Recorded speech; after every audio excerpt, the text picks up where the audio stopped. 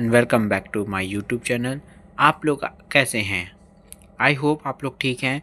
आज हम लोग कवर करने वाले हैं class 11th business studies, nature and purpose of business. आज का हम लोग टॉपिक है classifications of business activity.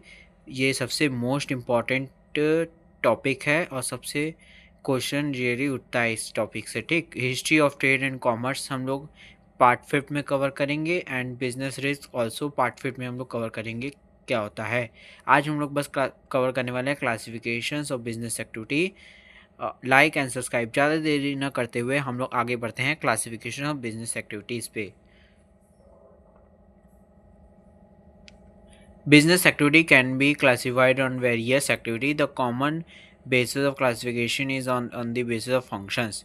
Business activity जो है वो क्लासिफाइड करता है वेरियस एक्टिविटी को, और ये कॉमन बेसिस करता है फंक्शंस के कुछ बेसिस पे है। Classification of business activity classified into two broad categories, this are industry and commerce. पहले हम लोग पढ़ेंगे इंडस्ट्री, उसके बाद हम लोग पढ़ेंगे कॉमर्स। चलो हम लोग पहले पढ़ते हैं इंडस्ट्री। नहीं, पहले आप लोग इसका स्क्रीनशॉट ले लीजिए, या इसको आप लोग वीडियो पॉज करके इसको लिख लीजिए। आई होप आप लोग ने इसको स्क्रीनशॉट या वीडियो पॉज करके इसको लिख लिया होगा। अब हम लोग पढ़ते हैं इंडस्ट्री क्या होता है, मीनिंग एंड उसके टाइप्स। ठीक, industry refers to an activity which convert into raw material into useful product. जो इंडस्ट्री है वो कन्वर्ट करता है रॉ मटेरियल को यूजफुल प्रोडक्ट में। और industry includes activity which related to production and processing as well as activity related to rearing and production of animal और other living species. जो इंडस्ट्री है ये इंक्लूड्स करता है एक्टिविटी रिलेटेड होता है प्रोडक्शन से, and processing as well as activity related to, मतलब ये प्रोसेस होता है एज वेल एज एक्टिविटी जो है कुछ रियरिंग रिलेटेड होता है रियरिंग से और रिप्रोडक्शन ऑफ एनिमल और अदर लिविंग स्पीसीज से। ठीक, इंडस्ट्रीज़ के 3 टाइप्स होते हैं। यहाँ पे जो ये जो पॉइंट 2 लिखा है उसको मत आप लोग देखिएगा, वहाँ पे 3 होगा, वो भाई मिस्टेक 2 लिखा गया है। इसके 3 टाइप्स होते हैं। पहले हम लोग बता रहे हैं 3 टाइप्स क्या क्या होते हैं। पहला है प्राइमरी इंडस्ट्री, दूसरा है सेकेंडरी इंडस्ट्री, तीसरा है टर्सरी इंडस्ट्री। हम लोग पहले पढ़ेंगे प्राइमरी इंडस्ट्री क्या होता है। आप लोग इसको पहले इसका स्क्रीनशॉट ले लीजिए, उसके बाद हम लोग पढ़ेंगे प्राइमरी इंडस्ट्री क्या होता है, या इसका वीडियो पॉज करके उसको लिख लीजिए। आई होप आप लोग ने इसको कर लिया होगा। हम आगे बढ़ते हैं, पहले प्राइमरी इंडस्ट्री क्या होता है। आप लोग इसका भी स्क्रीनशॉट ले लीजिए, या इसको वीडियो पॉज करके इसको लिख लीजिए।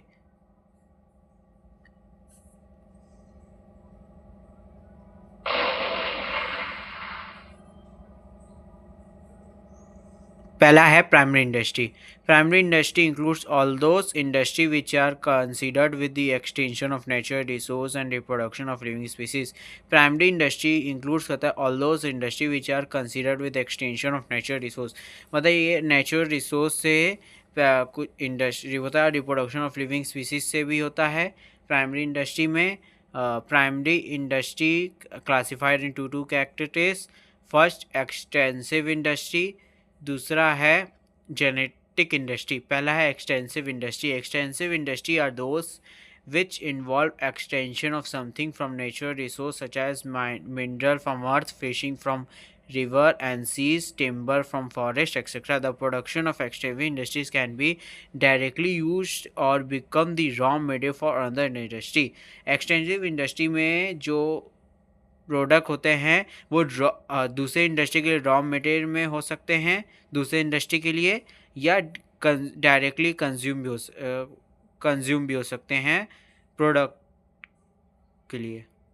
जैसे हो गया माइनिंग फ्रॉम अर्थ, माइनिंग करना अर्थ में, फिश फ्रॉम रिवर और सी से फिशिंग करना, timber from forest, timber collect करना फॉरेस्ट के।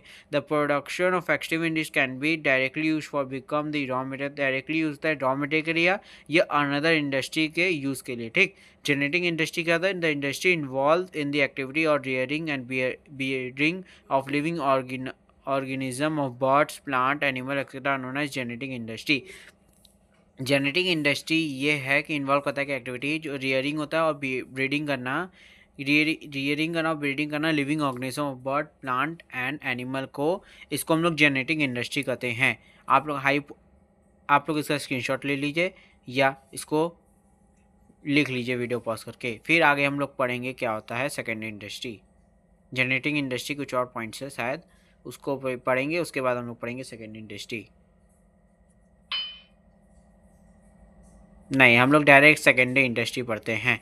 Secondary industry makes use of product which are extended और produce by primary industry their raw material and produce finish product. जैसे secondary industry है जो primary industry produce किया, उसको हम लोग डायरेक्टली यूज़ नहीं कर सकते, उसको हम लोग रॉ मटेरियल, प्राइमरी इंडस्ट्री में रॉ मटेरियल यूज़ होता है या डायरेक्ट अनदर इंडस्ट्री के लिए, और सेकेंडरी इंडस्ट्री में उस रॉ मटेरियल को फिनिश प्रोडक्ट तक पहुंचाना। जैसे mining iron ore is done in the primary industry. Primary industry के अंदर हम लोग माइनिंग करते हैं और but steel manufacture is done in secondary industry. जो आयरन होगा वो माइनिंग होगा प्राइमरी इंडस्ट्री के अंदर, और सेकेंडरी इंडस्ट्री के अंदर हम लोग उसको मैन्युफैक्चर कर देते हैं स्टील में, सेकेंडरी इंडस्ट्री के अंदर। ठीक, सेकेंडरी इंडस्ट्री के दो टाइप्स होते हैं। पहला है manufacturing industry. This industry are engaged in the process of conversion of raw material or semi-finished goods into finished goods. This industry creates from utility of changing the form of raw material into finished products.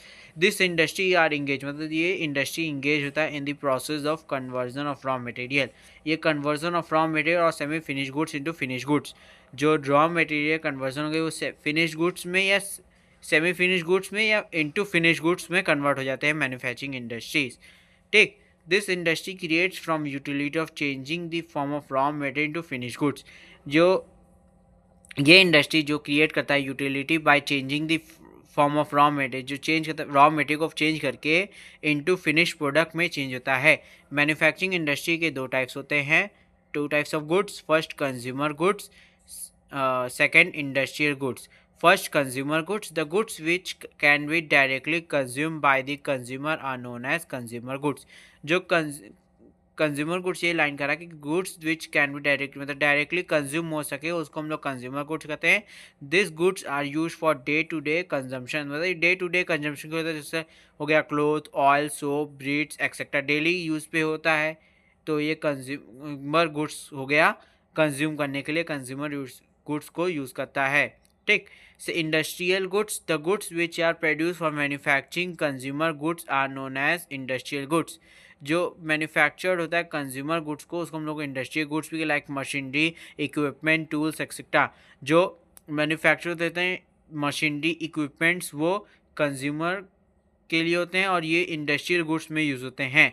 Which are required to manufacturing consumer goods, ये required होते हैं manufacture करना consumer goods को। ठीक, machinery हो गया, equipment हो गया, टूल्स हो गया और बहुत एक्सेट्रा इंडस्ट्री गुड्स में यूज़ होते हैं। आप लोग को इसका स्क्रीनशॉट ले लीजिए, फिर हम लोग पढ़ेंगे आगे। आई होप आप लोग ने इसका स्क्रीनशॉट ले लिया होगा या इसको वीडियो पॉज करके लिख लिया होगा। मैन्युफैक्चरिंग इंडस्ट्री के कुछ और फॉलोइंग टाइप्स हैं। पहला है analytical industries. Analytical industries, the basic raw material is broken into different part of produce finish product. जो एनालिटिकल इंडस्ट्री है वो basic industry raw material broken करता है into different parts of finish product, produce to finish product में broke करता है different parts of to produce, मतलब produce करना है करके फिनिश प्रोडक्ट में। For example crude oil is produce and में finish product such as petroleum. Crude oil जो होगा वो पेट्रोलियम के अंदर, डीजल में, कोरिसिन ऑयल में, गैस ऑयल एक्सेट्रा मैन्युफैक्चर्ड में हो सकता है। और दूसरा है synthetic industry. In synthetic industry two और more material mix to manufacture some new product. जो सिंथेटिक इंडस्ट्री दो या उससे ज़्यादा मटेरियल मिक्स करने के लिए टू मैन्युफैक्चर नए प्रोडक्ट को बनाना। For example various chemical are mix to produce soap, paint and cosmetics etcetera. जो सिंथेटिक इंडस्ट्री में ये है कि दो या दो से ज़्यादा मटेरियल को मिक्स करके नए प्रोडक्ट बनाना। जैसे एग्जांपल हो गया सोप हो गया, पेंट्स हो गया, कॉस्मेटिक आइटम्स हो गए, ठीक, एक्सेट्रा। अब तीसरा है processing industry. In processing industry The raw material is processed through various stage of production and then finished goods are manufactured. जो प्रोसेसिंग इंडस्ट्री है वो रॉ मटेरियल इस प्रोसेस होता है through various stage of production के and then finish goods are manufactured होता है. ये processing industry the raw material are is process through various stage of production and then finish goods are manufactured. For example textile industry, iron and steel industry, sugar industry etcetera. ये processing industry जो है, processing industry process करना कि industry the raw material processed through various stage के अंदर मतलब process होता है रॉ मटेरियल को एंड देन फिनिश गुड्स उसके बाद मैन्युफैक्चर होता है finish goods. For example textile industry, iron and steel industry, sugar industry. ठीक, आप लोग इसका वीडियो पॉज कर इसको लिख लीजिए या स्क्रीनशॉट ले लीजिए. फिर हम लोग आगे पढ़ते हैं मैन्युफैक्चरिंग इंडस्ट्री के कुछ और टाइप्स. चौथा है assembly industry. An assembly industry, the various finished product are combined to produce new finished product. जो assembling industry the various finish product को कंबाइन करता है प्रोड्यूस करना न्यू फिनिश प्रोडक्ट में. For example manufacturing of computer, television, watches, automobile, cars etcetera. Assembling industry में जो है इसे असेंबल करना इंडस्ट्रीज़ को वेरियस फिनिश प्रोडक्ट में और कंबाइन करना टू प्रोड्यूस न्यू प्रोडक्ट को बनाना. जैसे कार हो गई, ऑटोमोबाइल हो गया, वॉचेस हो गया, टेलीविज़न हो गया, कंप्यूटर हो गया, मैन्युफैक्चर करना. ठीक, इस सब में देखो अलग अलग पार्ट्स होते हैं, उसको असेंबल करना, एक पार्ट बनाना. ठीक, उसी को हम नए प्रोडक्ट को बनाना, तो उसी को हम लोग कहते हैं असेंबलिंग इंडस्ट्री. अब हम लोग पढ़ते हैं construction industry. This industry are construct of building, dams, road etcetera. ये कंस्ट्रक्ट करता है बिल्डिंग को, डैम्स. कंस्ट्रक्शन इंडस्ट्री के अंदर हम लोग कंस्ट्रक्ट करते हैं बिल्डिंग, डैम्स, रोड एक्सेट्रा. ठीक, this industry are use to use the product of manufacturing industry such as cement, iron, steel, lime etc. में मैन्युफैक्चरिंग इंडस्ट्री जो है cement, iron, steel, Lyme's etcetera produce करता है in construction industry. ठीक, the unique feature of this industry is that their product can not be transferred और shift to the market. ये product transferred या और shift नहीं हो सकता मार्केट में. ठीक, तीसरा है टर्सरी और सर्विस इंडस्ट्री के अंदर का तीसरा type. Tertiary industry is considered with the providing service which facilitates a smooth flow of good and service. Tertiary industry consider करता है प्रोवाइडिंग सर्विस, मतलब प्रोवाइड करना service which facilitating a smooth flow of good on service. This industry help in the activity of primary and secondary industry. ये help करता है कि primary और secondary industry को टर्सरी इंडस्ट्री मतलब सर्विस देना. ठीक, the various types of service provide by industry are. आप लोग पहले इसका स्क्रीनशॉट ले लीजिए या वीडियो पॉज करके खुद लिख लीजिए. अब टर्सरी इंडस्ट्री की कुछ टाइप्स हैं. पहला है transport industry. It facilitate goods from one place to another. ये फैसिलिटेट करता है एक गुड्स को एक प्लेस से दूसरे प्लेस पे ले जाने में. फिर उसके बाद आता है banking. Provide credit facility industry and trading forms, मतलब प्रोवाइड करता है credit facility to industry and trading forms को बैंकिंग के द्वारा. अब हम लोग हैं insurance. Provide coverage from various types of risk. Insure करना मतलब वेरियस टाइप्स ऑफ रिस्क को इंश्योरेंस देना. ठीक, फिर उसके बाद आता है warehousing. Providing storage store place from for goods produce by primary and secondary industry.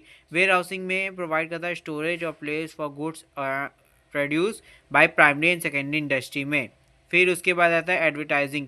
Provide information to consumer. Provide करना इंफॉर्मेशन टू कंज्यूमर को. आप लोग इसका स्क्रीनशॉट ले लीजिए. वो 2 पॉइंट और को भी, ये 2 पॉइंट को आप लोग स्क्रीनशॉट ले लीजिए या इसको लिख लीजिए. फिर हम लोग आगे बढ़ते हैं.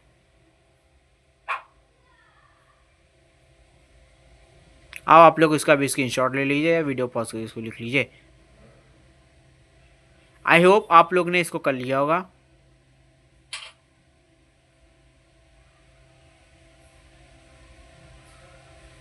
अब हम लोग पढ़ते हैं कॉमर्स क्या होता है. Commerce refers to all those activity which help directly or indirectly in the distribution of goods to unlimited consumer. Commerce ये रिफर्स करता है ऑल दोज एक्टिविटी को विच हेल्प डायरेक्टली और इनडायरेक्टली इन द डिस्ट्रीब्यूट करना goods to unlimited consumer को. There will be no use of producing goods unless and until this goods reach the unlimited consumer. ये मतलब कि ये no use मतलब produce करना no use होता है जब तक ये अनलेस अनटिल ये अनलिमिटेड कंज्यूमर तक ना पहुंच जाए. Goods are produce at one place and consumer scatter different places. Goods एक जगह बनते हैं और कंज्यूमर हर जगह होते हैं. तो consumer are not aware what kind of goods are produce by the manufacturer. मतलब कंज्यूमर नहीं अवेयर होता है कि मैन्युफैक्चरर कौन से टाइप्स के गुड्स बना रहे हैं. Goods are produce in large quantity and demand by consumer in small quantity. जो गुड्स होते हैं वो मैन्युफैक्चर होते हैं लार्ज क्वांटिटी में और डिमांड होते हैं by consumer in small quantity में. ठीक, आप लोग पहले इसका स्क्रीनशॉट ले लीजिए या वीडियो पॉज के इसको लिख लीजिए.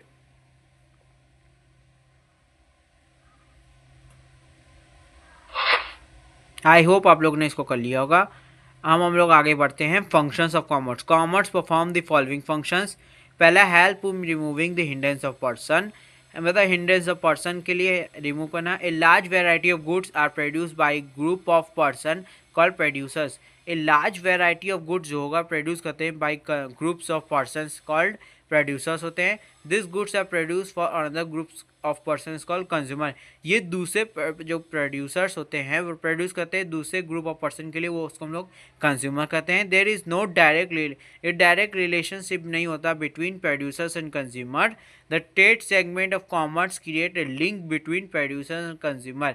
जो ट्रेड सेगमेंट है ये लिंक करता है बिटवीन प्रोड्यूसर्स और कंज्यूमर के बीच. The trade help in exchange of good और service from the producer to consumer. ये जो ट्रेड हेल्प करता है एक्सचेंज करने की गुड और सर्विस को प्रोड्यूसर से कंज्यूमर तक. And hence remove the hindrance between producer and consumer. ये हिंड्रेंस बिटवीन मतलब रिमूव करता है हिंड्रेंस की प्रोड्यूसर्स और कंज्यूमर के बीच का रिमूव करता है. ठीक, आप लोग इसका स्क्रीनशॉट ले लीजिए, इसको लिख लीजिए. आई होप आप लोग ने इसको कर लिया होगा. अब हम लोग आगे पढ़ते हैं फंक्शंस के कॉमर्स के बारे में. आगे फंक्शंस का. Help in removing the hindrance of place. मतलब हिंड्रेंस ऑफ प्लेस को रिमूव करने के लिए क्या है. Goods are produce at one place where consumer scatter different corner of the country. जो गुड्स एक जगह बनते हैं और consumer different corner of countries में स्कैटर्ड होते हैं. There is a place gap between the producers and consumer. ये जो प्लेस है वो गैप है बिटवीन के प्रोड्यूसर और कंज्यूमर के बीच में गैप होता है प्लेस पे. ठीक, उसके बाद the transport segment of commerce help in removing the place gap. जो ट्रांसपोर्ट है वो ट्रांसपोर्ट सेगमेंट है ऑफ कॉमर्स का वो रिमूव करता है गैप को प्रोड्यूसर और कंज्यूमर के बीच में जो गैप होते हैं. ठीक, the transport move goods from one place to place of production to the market which are easily access by the customer. जो ट्रांसपोर्ट होता है गुड्स मूव करते हैं एक प्लेस से दूसरे प्रोडक्शन टू द मार्केट में वे ईजिली एक्सेस होता है कस्टमर के द्वारा. दस the transport is initial for buying and selling of goods. जो ट्रांसपोर्ट इनिशियल है ये कि गुड्स बाय और सेल करने के लिए. It is an important function of commerce. ये सबसे most important function of commerce का है. तीसरा point, help in removing the hindrance of time. Some goods are produce in particular season only but are demanded throughout year. ये goods जो सब कुछ goods होते हैं जो प्रोड्यूस होते हैं सीजन में ही मगर डिमांड होते हैं थ्रू आउट द ईयर समय के लिए. ऐसे हो गया वीट, राइस, पल्स एक्सेट्रा. ये हर 365 दिन डिमांड होता है मगर ये गुड्स जो हैं ये सीजन में ही उगते हैं. ठीक, फिर उसके बाद है on the another hand some goods are particularly season so there is a time gap between the production and consumption. ये अनदर दूसरे हैंड में कि some goods are particularly season में. सम गुड्स जो होता है पर्टिकुलर सीजन में होते हैं. ये time gap between the production and consumption के टाइम गैप होता है. The goods need to be kept safe and fresh during the time gaps. ये जो गुड्स हैं वो गैप के बीच में सेफ और फ्रेश होने चाहिए टाइम गैप के बीच में. ठीक, आप लोग इसका स्क्रीनशॉट ले लीजिए या इसको वीडियो पॉज करके लिख लीजिए. आई होप आप लोग ने इसको स्क्रीनशॉट ले लिया होगा या वीडियो पॉज करके इसको लिख लिया होगा. अब हम लोग आगे बढ़ते हैं चौथे पॉइंट पे, help in removing hindrance of exchange. ठीक मतलब हेल्प करना रिमूव करने के हिंड्रेंस ऑफ एक्सचेंज में। The goods and service produce by manufacturer are sold by the buyer in exchange of money. मतलब जो गुड्स और मैन्युफैक्चरर से सोल्ड होता है बायर के द्वारा मनी एक्सचेंज करने में, मनी एक्सचेंज होता है गुड्स जो सोल्ड होगा। The common medium of exchange is circulated by banking branch of commerce. जो कॉमन मीडियम है वो एक्सचेंज होते हैं, सर्कुलेट करते हैं बैंकिंग ब्रांच ऑफ कॉमर्स में। The bank help the buyer and seller in making and collecting payment. जो bank help करता है बायर एंड सेलर को मेकिंग कलेक्टिंग पेमेंट के लिए। ठीक है, जो ये लाइन करा कि द गुड्स जो प्रोड्यूस करते हैं मैन्युफैक्चरर जो वो सोल्ड होता है बायर टू इन एक्सचेंज, मतलब ये इन एक्सचेंज ऑफ गुड मनी के, इन एक्सचेंज के द्वारा मनी एक्सचेंज होता है जो गुड सोल होता है मैन्युफैक्चर बनाता है। ये सबसे common medium of in circulating the banking branch of commerce. ये सबसे कॉमन मीडियम ऑफ एक्सचेंज है, ये सर्कुलेट करता है बैंकिंग ब्रांच ऑफ कॉमर्स का। The bank help the buyer and seller in making the collective payment. जो bank है वो हेल्प करता है बायर एंड सेलर को मेकिंग और कलेक्टिव पेमेंट, मतलब पेमेंट करना और कलेक्ट करना, ठीक, पेमेंट को। और now business man can send money from one place to another in form of bank draft cheque etcetera. मतलब बिजनेस मैन अब मनी को सेंड कर सकते एक प्लेस से दूसरे प्लेस पे इन द फॉर्म ऑफ, किस फॉर्म में, बैंक ड्राफ्ट में या चेक में, ठीक। Banks are also financing business man by granting them loan, credit facility etcetera. जो बैंक से वो फाइनेंस कर सकता है बिजनेस मैन के लिए गारंटिंग लोन और क्रेडिट फैसिलिटी के लिए, ठीक। अब 5वां पॉइंट है help in removing hindrance of risk. मतलब हेल्प करना, रिमूव करना कि हिंड्रेंस ऑफ रिस्क के लिए, ठीक। पहला है there are different types of risk which a businessman has to face. ये डिफरेंट टाइप्स ऑफ रिस्क है वो बिजनेसमैन को फेस करते हैं, फेस होता है बिजनेसमैन के द्वारा। The insurance branch of commerce help in removing the hindrance of risk by providing production and consumption to the insured. जो इंश्योरेंस ब्रांच ऑफ कॉमर्स के वो हेल्प करते हैं हिंड्रेंस ऑफ रिस्क को प्रोवाइड करना, रिमूव करना हिंड्रेंस ऑफ रिस्क को by providing, मतलब बाय प्रोवाइड करना कि प्रोटेक्शन और कंजम्पशन इन द इंश्योरेंट। मतलब इंश्योरेंस में था कि ब्रांच ऑफ कॉमर्स में हेल्प करता है कि रिमूव करना हिंड्रेंस ऑफ रिस्क को रिमूव करने के लिए वो प्रोटेक्शन या प्रोवाइड प्रोटेक्शन करते हैं या कंजम्पशन देते हैं इंश्योर करने के लिए, ठीक। फिर है insurance company agree to undertake to make goods the losses suffered by the businessman. जो इंश्योरेंस कंपनी वो एग्री करता है undertake to make the goods losses, goods loss हो जाए या सफर्ड हो जाए बिजनेसमैन में, जैसे आग लग जाए फैक्ट्री में या कुछ कोई भी प्रॉब्लम हो जाए तो इंश्योरेंस कंपनी उसको देती है अपने से, मतलब कोई लगाएगा ज़बरदस्ती करके तब नहीं देगी इंश्योरेंस कंपनी। जब अपने से लग गई आग तब इंश्योरेंस कंपनी क्लेम कर सकते हो कंपनी से, इंश्योरेंस से, ठीक, अपने रिकवर कर सकते हो रिस्क को। The common types of risk covered by ये इंश्योरेंस कंपनी एज डैमेज। देखो यहाँ पे कुछ पॉइंट्स लिखे हैं जो कॉमन टाइप्स ऑफ रिस्क हैं वो कवर्ड होते हैं इंश्योरेंस कंपनी के द्वारा। Damage of goods damage during transit मतलब ट्रांसपोर्ट करने पे, स्टोरेज, ठीक। वाटर में, मतलब वाटर में जब कोई गुड्स खो जाती है तो मिलती है नहीं समुद्र में, ठीक, तब इंश्योरेंस कंपनी का गुड्स पे इंश्योरेंस देती है। स्टोरेज करने में ख़राब हो गई, ये ख़राब कुछ हो गया अपने से तब, और बाय फायर हो गया, फ्लड से हो गया या रेन से हो गया, ठीक, इस सब से इंश्योरेंस कंपनी इंश्योर करती है। आप लोग पहले इसका पॉइंट लिख लीजिए, स्क्रीनशॉट ले लीजिए। आई होप आप लोग ने इसका स्क्रीनशॉट या वीडियो पॉज करके लिख लिया होगा।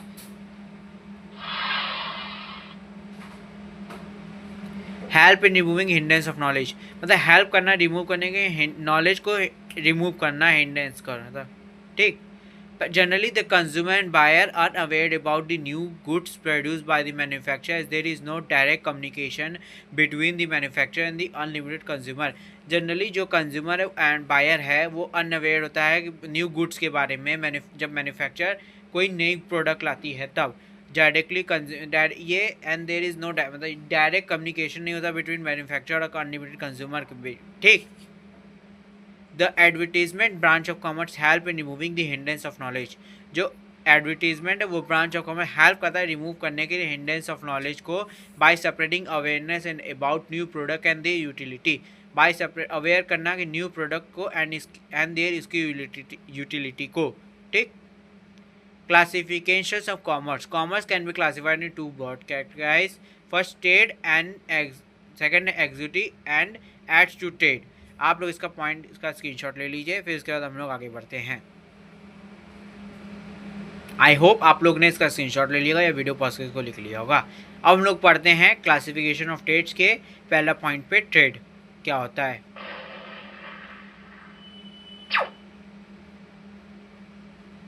Trade is an integral part of commerce. जो ट्रेड है इंटीग्रल पार्ट ऑफ कॉमर्स का। It refers to buying and selling of goods and service.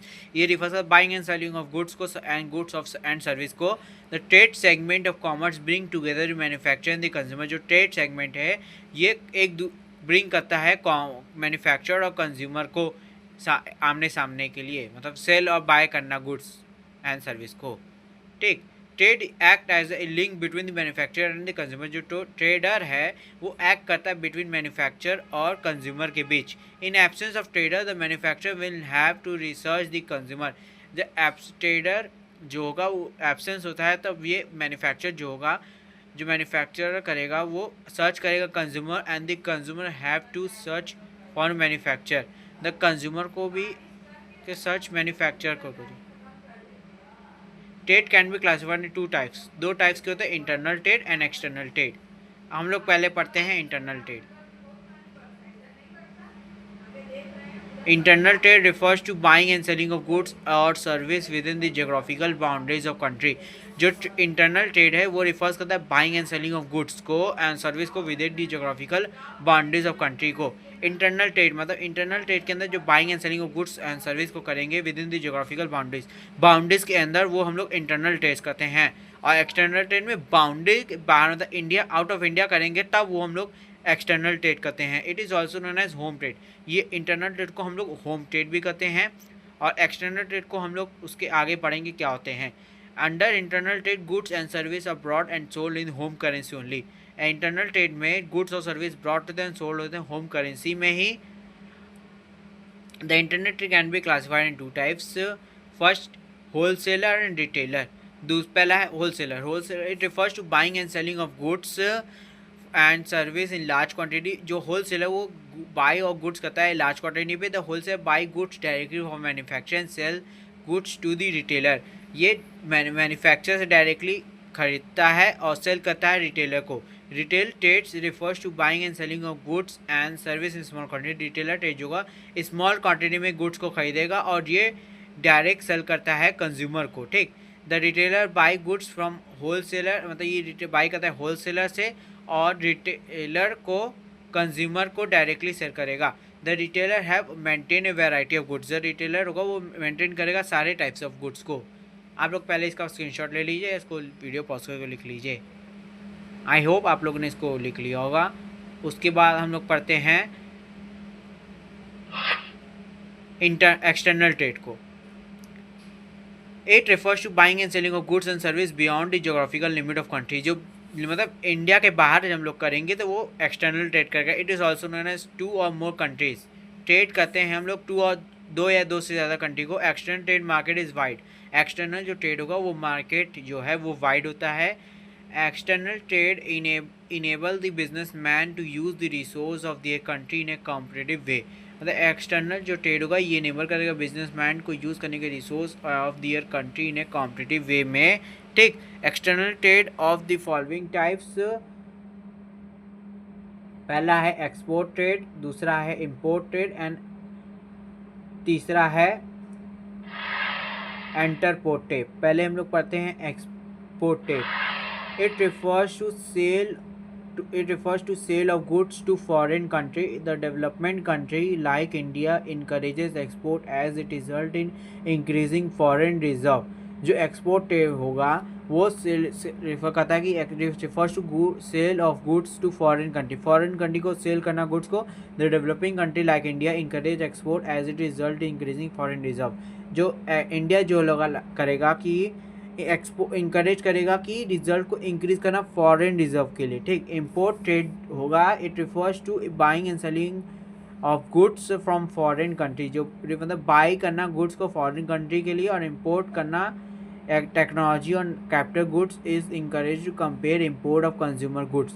जो इंपोर्ट करता है टेक्नोलॉजी और कैपिटल गुड्स को इंकरेज करेगा and compare to import of consumer goods. आप लोग इसका स्क्रीनशॉट ले लीजिए या इसको वीडियो पॉज करके लिख लीजिए। एंटरपोर्ट में देखो हम लोग गुड्स को बाय करेंगे और सेल कर देंगे फॉरेन कंट्रीज में, मतलब गुड्स को बाहर से खरीद के लाएंगे और दोबारा रीसेल कर देंगे। इट रिफर्स टू, ये लाइन क्या बोलता है कि it refers to import of goods from the purpose of export, मतलब रिफर्स होता है इम्पोर्ट करना गुड्स को और पर्पस, ये पर्पस है एक्सपोर्ट के लिए, ठीक। इसी को हम लोग एंटरपोर्ट कहते हैं। In entrepot the goods are purchase from a foreign country but for not consumption in home country. ये परचेज करते हैं फॉरेन कंट्रीज के लिए, होम कंट्री के लिए नहीं, बट फॉर सेलिंग, मतलब सेल करने के लिए गुड्स को टू सम अनदर कंट्री के लिए। Ads are executed to country. The activity which help in smooth flow of trade are known as ads or to trade। जो एक्टिविटी विच हेल्प करता है स्मूथ करता है फॉलो टू ट्रेड करने के लिए एग्जीक्यूटिव ट्रेड्स को। This activity make buying and selling of goods more easily. This activity जो है वो में करता है buying and selling of goods and more easily के लिए।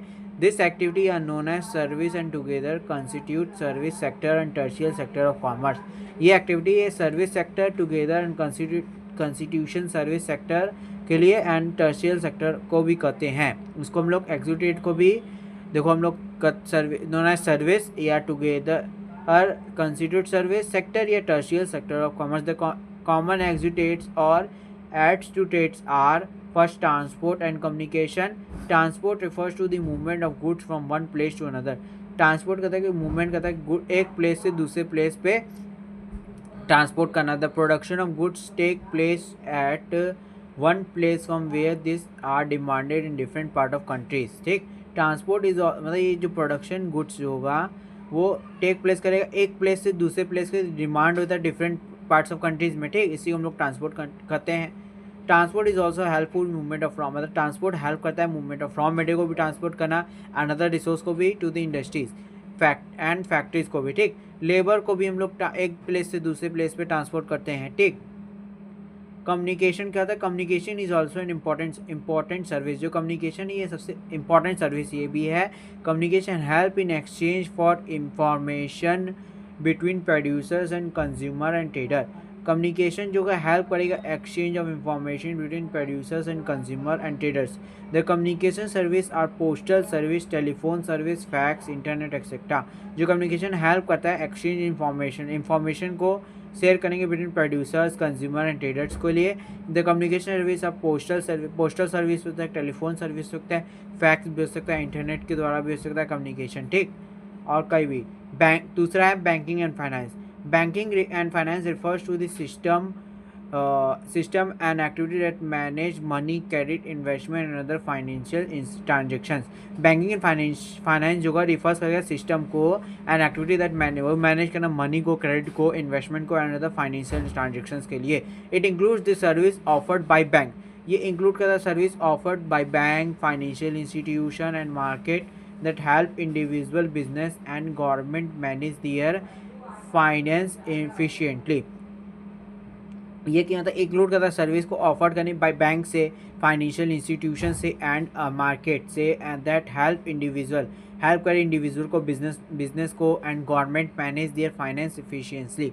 गवर्नमेंट को मैनेज करता है फाइनेंस एफिशिएंसी के लिए। इंश्योरेंस आप लोग पहले इसका स्क्रीनशॉट ले लीजिए।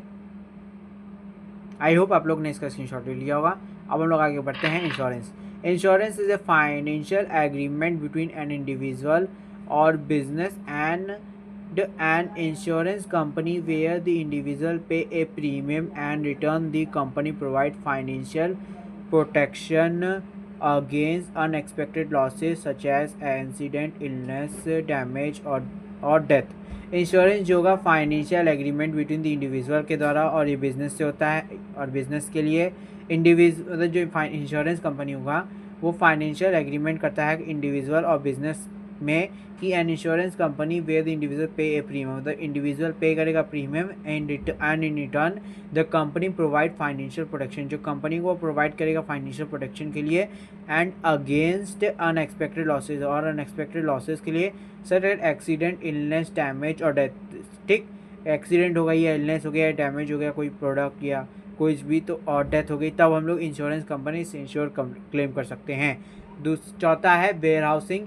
Where housing is the process of storing goods and material in designated place called a warehouse until they are needed for sale, distribution or use.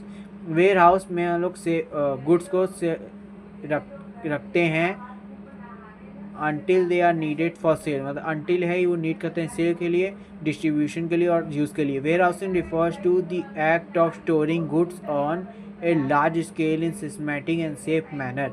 मतलब जो वेयर हाउसिंग को वो सेव करता है गुड्स लार्ज स्केल पे systematic और safe manner में, to ensure the availability when required, when availability और रिक्वायर्ड हो जब, तब हम वेयर हाउसिंग में से गुड्स को निकाल सकें।